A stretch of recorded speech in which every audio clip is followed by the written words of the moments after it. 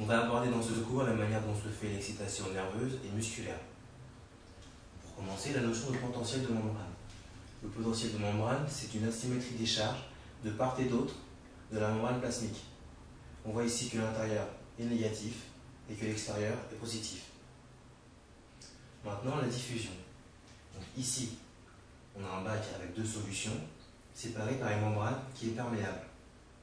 Dans cette partie-là, on a une concentration très importante en soluté, et dans cette partie-là, une concentration faible en soluté.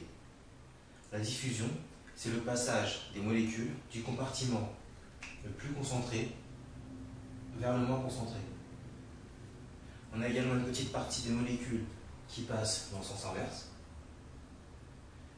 On a donc ce qu'on appelle le flux net de diffusion, qui correspond à une somme des deux, et dont la formule est la suivante.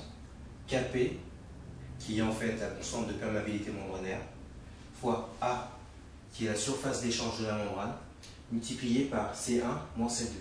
C1 étant la concentration la plus élevée, et C2 la concentration la plus faible. Maintenant, d'autres systèmes de transport existent, qu'on appelle transport facilité. Donc on a vu la diffusion qui ne consomme pas d'énergie. On a également la diffusion facilitée, qui utilise un transporteur qui permet d'accélérer la diffusion.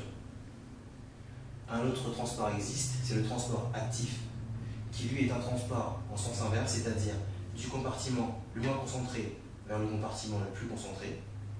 Et ce transporteur utilise de l'énergie sous forme d'ATP.